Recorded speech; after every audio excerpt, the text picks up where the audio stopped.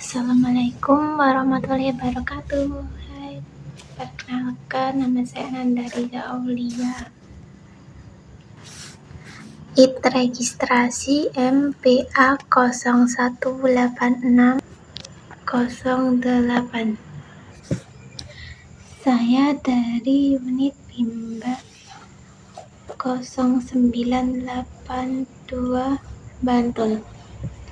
Saya ingin menjawab pertanyaan tugas belajar di luar kelas hari kedua. Nomor 1A. Apa pengertian individual system? Jawabannya, proses belajar anak yang berpusat pada sebagai sumber belajar. Pertanyaan kedua, mengapa pendekatan yang dilakukan harus visual system? Jawabannya, agar proses belajar dapat dicerna secara bertahap.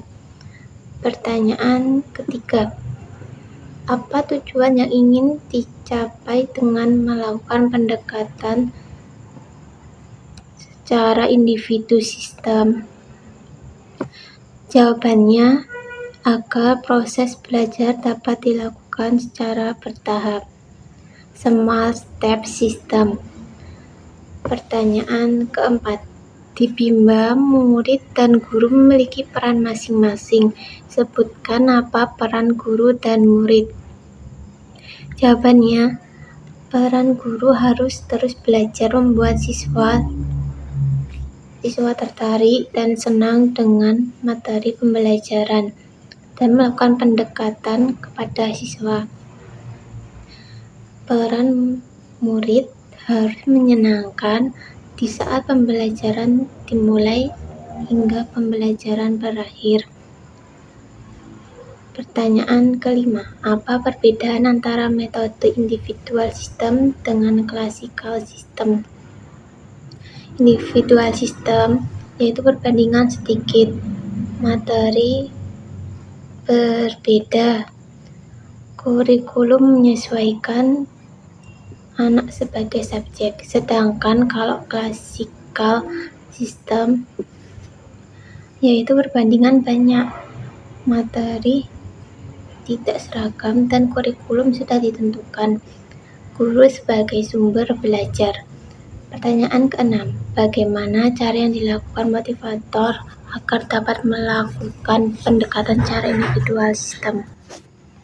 Jawabannya, selalu melakukan refleksi dan evaluasi terhadap anak dan melakukan pendekatan sesuai dengan karakter dan jangan minta dimengerti oleh anak.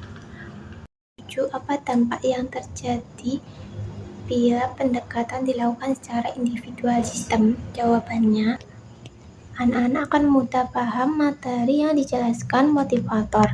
Pertanyaan ke-8. Apa dampak yang akan terjadi bila pendekatan dilakukan dengan cara classical system? Jawabannya, akan menimbulkan persamaan dengan bimbel lain. Cara mengajarnya dan metodenya. Maka dari itu, classical system tidak difokuskan karena classical system ciri identiknya adalah berfokus dengan guru. Pertanyaan 1B. Apa pengertian variation skill? Jawabannya, kemampuan yang harus dimiliki setiap motivator dalam memvariasikan antara aspek belajar. Pertanyaan kedua, mengapa kegiatan belajar harus divariasikan? Jawabannya, karena rentang konsentrasi pendek dan mudah teralihkan dan membuat cepat bosan anak-anak. Pertanyaan ketiga, apa tujuan yang ingin dicapai dengan memvariasikan kegiatan belajar? Jawabannya, agar anak tidak bosan dan tetap semangat dan antusias dalam pembelajaran. Pertanyaan keempat, sebutkan 3 aspek belajar.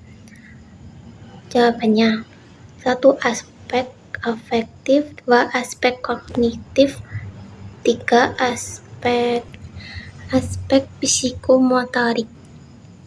Pertanyaan ke-5, kegiatan apa yang termasuk aspek kognitif?